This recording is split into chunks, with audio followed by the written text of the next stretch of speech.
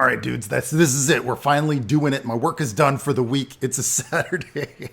I've been promising you guys a playthrough of Metal Gear Solid 2. I'm going to be playing it on the PS3. This is the definitive edition, by the way. This first episode is like setups. We're going to be doing some menu stuff to like show you some backstory. One of the cool things about this game and the series is you never really have to play the previous games to know what's going on, because they do a good job of telling you where what happened with the previous episodes in the menus and through like very creative means. So we're going to dig into that really briefly. If you want to just skip ahead to the gameplay, episode 2, or just jump ahead to the next one, okay? This one is specifically a very cool version of this, by the way. They up-res the textures for all 3 of the main games. It also comes with the PS1 game, which you can watch me play through on my previous video set here on my channel. But it also comes with Peace Walker, which was the PSP game done in HD as well. It comes with the graphic novel Bande Dessinée, which is a French word for a visual graphic novel that's done like a movie. Very cool, very creative. Artwork by Ashley Wood and some of the other guys over there. It's really neat if you just want to watch it as a movie. I don't know if I'll put that on this channel as well. A lot of content in this, and I got it off of Amazon for like $20, so it's like a good buy. Yes, I did finally get my Genki, which is a cheap Elgato, so we can finally record onto the MacBook. So anyway, without further ado, let's jump into Metal Gear Solid 2 Subsistence. We're going to be playing the Subsistence version. This is the best version of this game that is out there right now. So, all right, let's dig into it. All right. So here we are. We're in the PS3 version of the Metal Gear Solid HD collection. As you can see, you got Metal Gear Solid 2, Metal Gear Solid Peace Walker, Metal Gear Solid 3. Now, the sequence that these would be played in is actually it's really weird how they have this, because originally, okay, they go back in time basically. So we played Metal Gear Solid on the PlayStation 1 in my previous video series. This is the immediate sequel to that, and it is also the next one that came out in the timeline. When they released them, though, they suddenly went, yo, we're jumping back to 1964, and this dude looks like Snake. But it wasn't Snake, okay? It was actually Big Boss when he was younger, because Snake, as we learned in Metal Gear Solid 1, is a clone of this dude named Big Boss. Anyway, so these versions are the definitive ultimate versions. And then, of course, we have even this one, which was Peace Walker, which actually takes place immediately after Metal Gear Solid 3. So it's also Big Boss back in the day. This was originally released on the PSP, but then they released an HD version of it. And so like that's a really good one too. Maybe we'll get around to playing that. But for now, we are going to be playing the Manhattan Tanker Incident and Big Shell Incident in Metal Gear Solid 2 Sons of Liberty. What's really cool about this collection, you get some nice graphics here in the intro. This is artwork by Yoji Shinkawa. This is specifically his artwork. He paints with brush, really nice techniques. I got some videos on my other channel about how he does what he does, but he's a really pretty cool artist. By the way, this series is one of my favorite video game series of all time. So you're gonna see me do some stuff that you ain't never seen before. I'm promising you right now, a masterful playthrough. Masterful. No deaths. You're not gonna see me die on this, and that's not because of editing. That's just because I'm so damn good at Metal Gear Solid 2. Now that I've talked a big game, I've set up some pretty good expectations. Every time I die, you get to put a like on this video because it's entertaining to watch me fail, right? Okay, so no. Shit. What a setup. Okay, this was done by Blue Point Games. They basically went in and took the original code. It is verbatim, like the original code. They just enhanced the graphics for the most part and made some quality of life improvements, including widescreen support. And so to give you some context, nobody had ever seen anything like this in 1999 when it was first shown at E3 in Los Angeles, California. I was there. I sat on the rug. If you look up photographs of all the people sitting around at E3 when the first time that this trailer debuted, you'll see me in that picture, because I was a video game junkie. I dreamed of working in the video game industry. A few years later, I did, but this trailer showed us something we had never seen before: cinematic level, film-like sequences for a video game. Now, they had gotten pretty close to that with Metal Gear Solid 1, but nothing quite like this. There was a great deception that happened with this game, and if you already know it, then you already know what I'm talking about. If you don't know it, you're gonna find out. So stick with me, man. One of the things I always loved about Metal Gear that's distinct from, say, like a Call of Duty or something, is that it is a military game, but it's like a military comic book, superhero type of a game. But everything's kind of rooted in history, and it's kind of rooted in some kind of fringe science. So it's just on the border of being believable, while simultaneously being, just, the ultimate stealth infiltration fantasy. What kid didn't run around the house, hiding around corners, and jumping out at their brothers and sisters? And snapping necks. No, but that's what Solid Snake would do.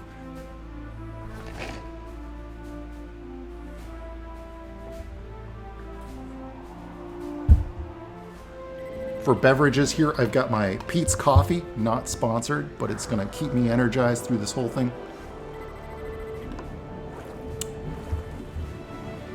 I'm gonna try to keep my comments to a minimum during cutscenes, so there might be large periods of time where we're just getting lore dumped, and you're not gonna hear my lovely voice. Wow, what an intro. Explosions, mechs. This tells you everything you need to know about what you're about to experience, but still keeps enough mystery. Now, it has been, I want to say 10 years since I've played this game. Not my favorite, but still pretty good.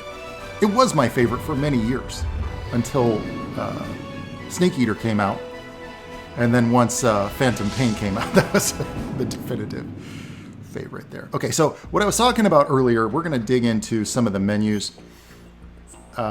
Specifically, I want to tell you a little bit about some of these things. Transfarring is this weird thing where the director wanted to show you that you could transfer your save game onto your portable PS Vita. And so that was kind of the first stages of that.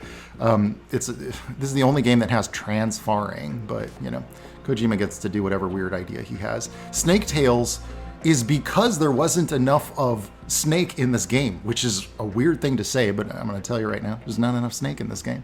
And so people were like, what the heck? So when they released Substance, which is what this version is, which has a lot of bonuses and VR missions and things like that, you get these Snake Tales. And these are I won't dig into it other than, these are scenarios where they're alternate reality scenarios where you play as Snake and you go on these sort of, I want to call them alternate dimension, not part of the canon kind of little adventures in the same locations of the game.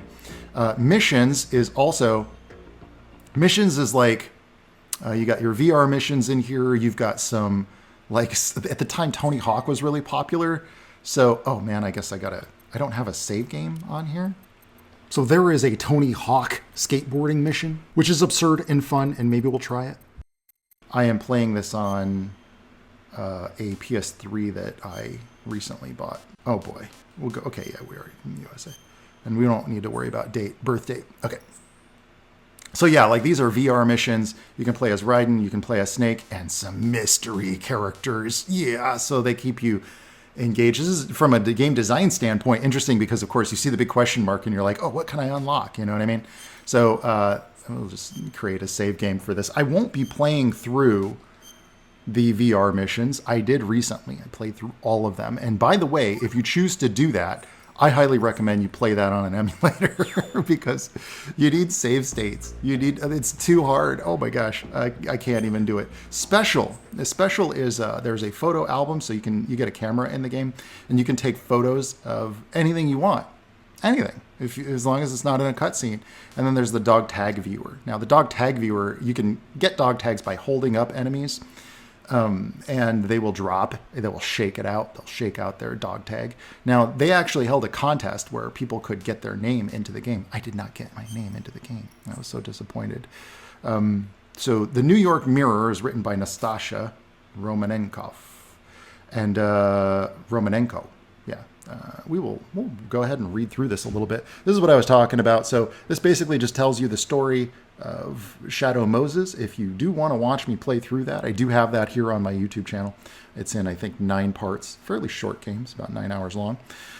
Most games were about 9 hours long at that era in the 1999 and early 2000s. So we're just going to go ahead and read through some of this. Some topics in recent American past have the immediacy and the power that still engage our collective imagination. Names like the Grassy Knoll or Roswell roll off our tongue with deliberateness reserved by most other nations for holy lands.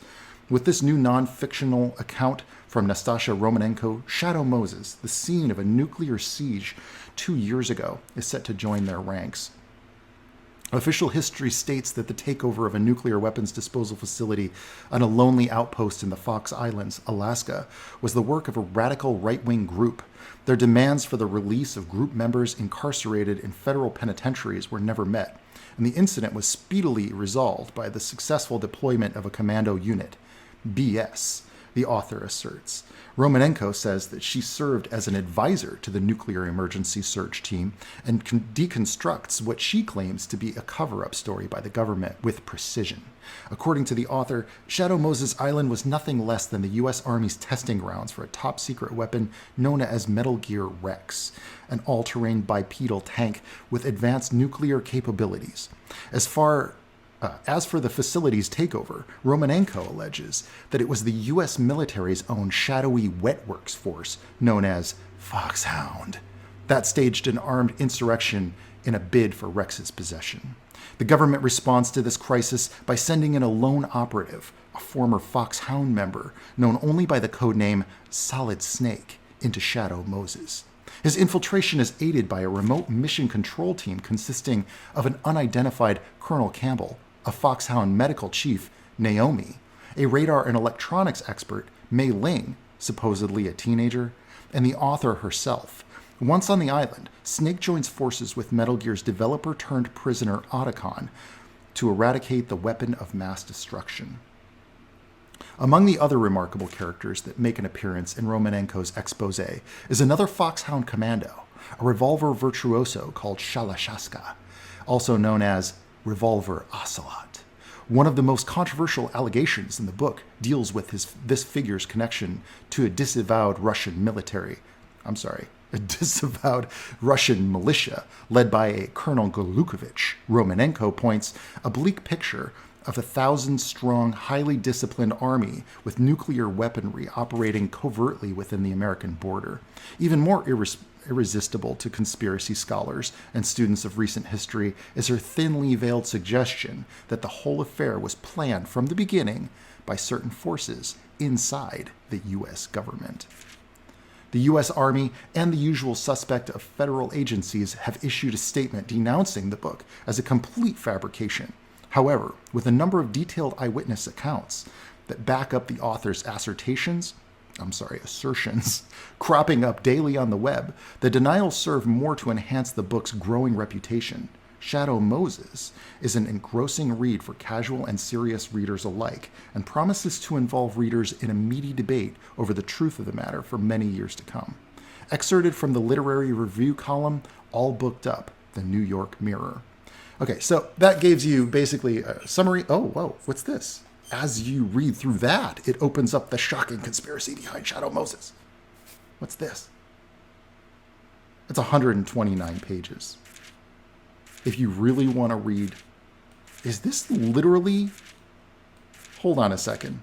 Is this, the island of Shadow Moses lies due north of Alaska's Fox Islands. Deep in the Arctic Circle, above one of its rocky cliffs, stands a cabin normally used for meteorological surveys. And it was here that I found myself, seated on a chair with my hands bound behind my back. I've never read this. Fascinating. This game has a novel inside of it. I really want to read this now, but I'm not going to. 129 pages. We'll be here for a while. It seems like... Wow, it seems like this is... a fictional, an account of somebody else who was observing this scenario. More lore. I'm going to have to read it and then give you the summary later. Okay. So 129 pages of the shocking conspiracy behind Shadow Moses. There may even be more, but whatever the case. You also, in this menu, you have basic actions which tell you how to do essential stuff, like how to do a chokehold, for instance. They don't want to teach you in the game, though, which is strange. They kind of leave you to guess and figure that out on your own. So this is all the setup stuff. There is a option, a few more options that we can choose from here. So there's two parts to this game. There is the tanker plant, and there is the tanker or the plant. You can play. You can just skip the tanker. The tanker is basically like, I'd say 15 to 20% of the game, and then it's basically like chapter 1. Kojima has a tendency to plan his games in such a fashion that you get like a vertical slice of the whole game and a lot of its mechanics in a small contained environment, and then the rest of the game is kind of built out using the same mechanics and expanded upon. And so the tanker is essentially that, where we'll jump on in ahead and let's just do it. We're going to play it on normal difficulty because I'm no scrub, and radar version. I like the version where we do see the radar in intrusion mode. And what that means is basically it switches to a different camera where you can kind of see when soldiers are looking through a room to try to find you. You can see where they're looking and you can watch their behaviors, and it builds tension, actually. So I like radar type 1. We're going to keep that. All right, let's jump into it in part 2.